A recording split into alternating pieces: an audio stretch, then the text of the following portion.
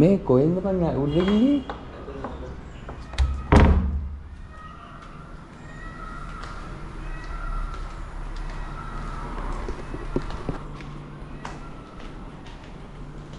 අද ආවේ ගාල් පැත්තේ වෙලාවයකට අපි 3 දෙනෙක් හිටියා. මේ 3 දෙනාටම රුපියල් 5000 ගියේ ඉසිනක් නෙමෙයි.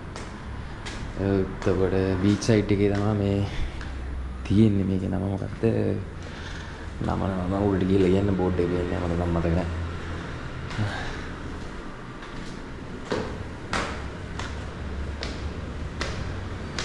උඩ ලස්සන view point එකක් තියෙනවා මේ.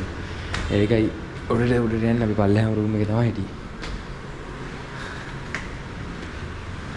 තකට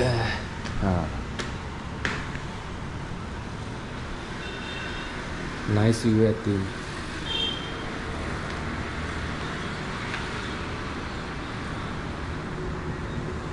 මේකේ නම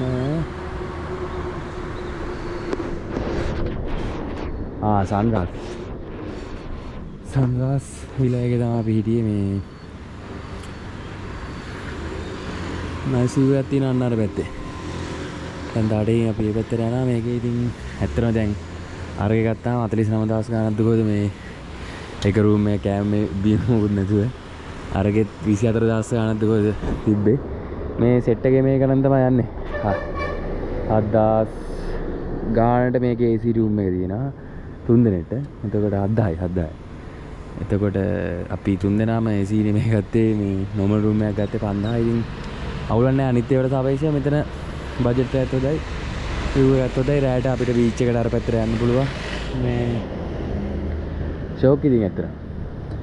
දැන් තාඩේකින් අපි බීච් එක පැත්තට යනවා. මේ උදේම නැගිට පොඩ්ඩ උඩට ගිහලා බලන්න.